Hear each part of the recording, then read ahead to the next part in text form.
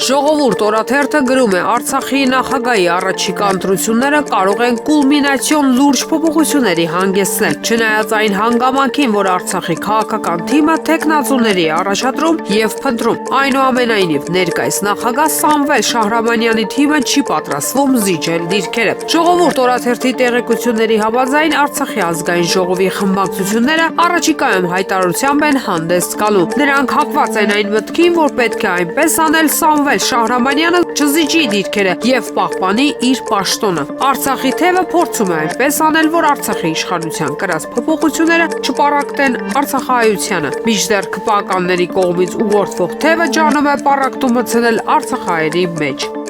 Հրապարակ թերթը գրում է հակակոռուպցիոն կոմիտեն վերջի շրջանում ռեյդի է դուրս եկել։ Օրու մեջ ձերբակալություններ են հիմնականում կաշառք ստանալու մեղադրանքով։ Մայիսի 2-ին ձերբակալել էին 2 անձին, որոնցից մեկը պետք տեսուչ էր։ Նույն օրը կաշառք վերցնելու մեղադրանքով ձերբակալվել էր Արտաշատի Մռուի աշխատակից ավելի վաղ դատարան էին ներխուժել եւ բերման ենթարկել դատավոր Արտուշ Գաբրիելյանին, ապա բարձրագույն դատական խորհրդի ցույցտվություն ստանալուց հետո կաշառքի մեղադրանքով նրան կալանավորել։ Մի քանի օր առաջ էլ ՍԱՏՄ պետ Արմեն Դադելյանին եւ ՍԱՏՄ մի քանի այլ աշխատակիցների կալանավորեցին բենզինի եւ պարգևավճարների յուրացման մեղադրանքով։ Վերջին դեպքը 3 էր մայիսի 7-ին ոստիկանության Էջմիածնի բաժնի 9 ոստիկան ձերբակալվեց հանցագործության դեպքը թաքցնելու համար։ Իրավապահ համակարգի մեր աղբյուրն ասում է, իրավապահների այս ռեյդը պայմանավորված է առաջիկա ընտրություններով։ Իշխանությունն արդեն սկսել է քարոզարշավը, ակտիվացրել է իրավապահ մարմիններին հանդրությանը ցույց տալու, որ պայքարում են կոռուպցիայի դեմ եւ ոչ մեկին չեն խնայում։ Հակակոռուպցիոնին հանձնարարվել է բացահայտել դատական իշխանությանը, համատարած կալանքի սանկցիաներ տալ կաշառք վերցրած շինովնիկներին եւ խախտում թույլ տված դատավորներին։ Հրապարակ թերթը գրում է ՔՊՕ-ում իրար ոտքի տակ փորելու իրար դեմ գործ տալու ժամանակներ են։ Առաջիկա համապետական ընտրությունները որքան մոտենում են, այնքան ներիշխանական գզվրտոցը թափ է հավաքում։ Պատգամավորներից մեկը մեզ պատմեց, որ բոլորը բոլորի դեմ դոսիեներ են հավաքում ու զեկուցում շեֆին։ Մեկը մյուսին փչացնելով, վատաբանելով փորձում է շահել առաջնորդի վստահությունը տեղ ունենալ հաջորդ ցուցակում։ Մեր զրուցակիցը կատակեց ժամանակներն այնպիսին են, որ ինքն անգամ սեփական ստվերին չի վստահում։ Պես լուր գալիս է խորհրդարան ու հեռանում, որ հանկարծ գլխին չսարքեն։ Հրապարակ թերթը գրում է ՔՊ վարչության երեկվա նիստն անցել է բավականին բուռն։ Գորգի վրա են հրավիրվել ՔՊԱ պատգամավոր Հայկ Սարգսյանը, որն աճ ու ձախ քննադատում է գործընկերներին մեղադրում այս կամ այն օլիգարխի հետ կապերի կոռուպցիոն գործարքների համար եւ Էջմիածնի քաղաքապետ Դիանա Գասպարյանը, որի ընտանիքին պատկանող գազալցակայանում վերջերս սպանություն տեղի ունեցավ։ Պատմում են, որ վարչության անդամներն ուղղակի հերձել է Սարգսյանին, ասել, որ ով մի կարևոր նախագիծ է ներկայացնում, հատուկ սևեռվում ես այդ անձի վրա։ Հաստափոր պապկաներ կազմում նրա դեմ, երբեմն չհիմնավորված տեղեկատվության հիման վրա ու փորձում բոլորին հրապարակային մեղադրել տվյալ գործընթացից շահ հետապնդելու, կոռուպցիոն գործարքներում թաթախված լինելու մեջ մրոտելով գործընկերներին։ Փաշինյանը կոշտ ելույթ է ունեցել եւ ակնարկներ արել, որ իրավական գործընթացներ կհաջորդեն պարզելու պատգամավորի եւ նրա ընտանիքի հետ կապված որոշ պատմությունների իսկությունը։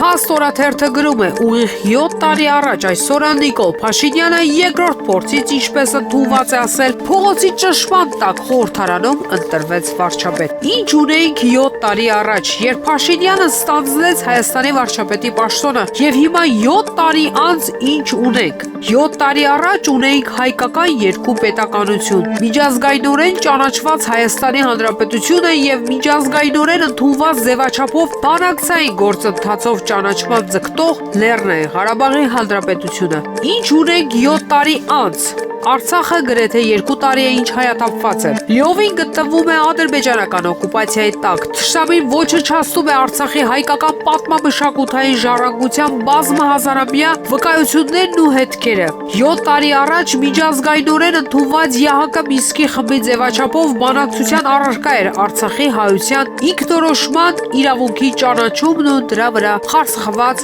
Լեռնային Ղարաբաղի Հանրապետության ճանաչումը։ Այսօր Փաշինյանական իշխանության կողմից շարունակաբար արծարծվող խաղաղության համաձայնագրում անգամ անուղղակիորեն որևէ ակնարկ չկա Արցախի ու Արցախի հայության սեփական բնորանում ապրելու անկապտելի իրավունքների մասին։ 7 տարի անց ունենք այն, որ Հայաստանի իշխանավորները Արցախի հարցը համարում են փակված, ընդառաջում են Մինսկի խորհուրդը լուծարելու նախաձեռնությամբ հանդես գալու թշնամական առաջարկին։ 7 տարի առաջ Հայաստանը ուներ ռազմավարական խորություն, ուներ տարածաշրջանային սուբյեկտիվ որոշակի կշիռ ու արտաքին քաղաքական ասպարեզում մեր պետության ու ժողովրդի շահերի հետ կապված հարցերին հետամուտ լինելու իրական հնարավորություններ։ Փաշինյանի կառավարման 7 տարվա լրման կետում ունենք այն, որ Արցախը զավթած թշնամին իր մյուս հատվածից Նախիջևանից հեռու է ընդամենը մի քանի տասնյակ կիլոմետրերով, ըստ որում շարունակաբար ու բացահայտ սպառնում է Միջանցքի բացմամբ։ 7 տարի առաջ հայոց բանակը տարածաշրջանում իրավամբ համարվում էր ամենից մարտունակը։ Փաշինյանի կառավարման հետևանքը 2020-ին հայոց բանակը ծանր կորուստներ է ունեցել, թե սպառազինությամբ, թե մարդկային, որը շատ ավելի ծանր ու ցավոտ է։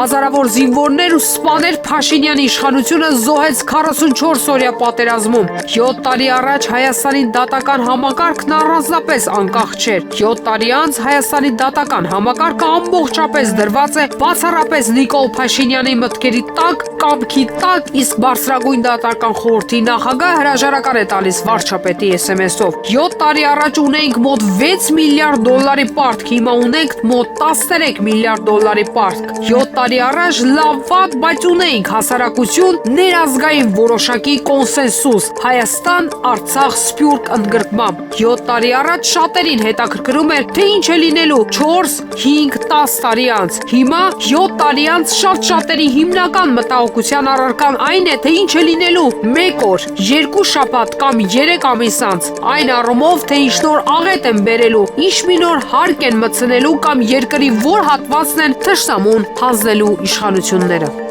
Ժողովուրդ օրաթերթը գրում է Երևանի Պատանի հանդիսատեսի թատրոնի տնօրեն Էմին Թորոսյանի անակնկալ ազատումը շատ հարցերի պատասխաններ տվեց։ Նախ ամեն բան սկսվեց նրանից, որ թատրոնի դերասանները 3 ամիս չստացան աշխատավարձ, ապա ինչպես ասում են դերասանները, տնօրենը իր միջոցներով փոխանցեց վարձավճարները։ Իշխանությունները տեսնելով, որ թատրոնին դիմացող հատվածը անսասան է, այլ քայլեր էին մտածել անձնակազմին ճնշելու եւ ահա տնօրենն ազատվեց անհիմն պատճառով։ Նշենք, որ Երևանի Պատանի հանդիսատեսի թատրոնի տնօրեն Էմին Թորոսյանին ազատել են, քանի որ վերջինս շատ հրավիրատոմսեր է տվել դրանք վաճառելու փոխարեն։ Երբ տնօրենը ստացել է ազատման հրամանը, կարդացել է հիմնավորումը, ապա եռամսյակի կտրվածքով հաշվել է բաշխված հրավիրատոմսերի քանակը։ Դրանց թիվը կազմել է պետության կողմից հրավիրատոմսերի թույլատրելի քանակի 9.6%-ը։ Այս թվերը քաղաքապետարանն անտեսել է եւ կայացրել է որոշում, որ բարգացրել է թատրոնի անձնակազմին։ Ըստ տեղեկության, Երևանի Պատանի հանդիսատեսի թատրոնի տնօրենի պաշտոնը փոխանցվելու է Երևանի ՔՊԽ բակցության ավականու անդամ Տաթև Հովակիմյանին, ում դիմեցինք տեղեկություն ստանալու համար, բայց մեր հարցը մնաց անպատասխան։ Ստացվում է, որ անգամ մշակույթն ու թատրոնը իշխանությունը փորձում է հպատակեցնել, ներդնել այդ ոլորտում դարձյալ ՔՊԱ-ականներին։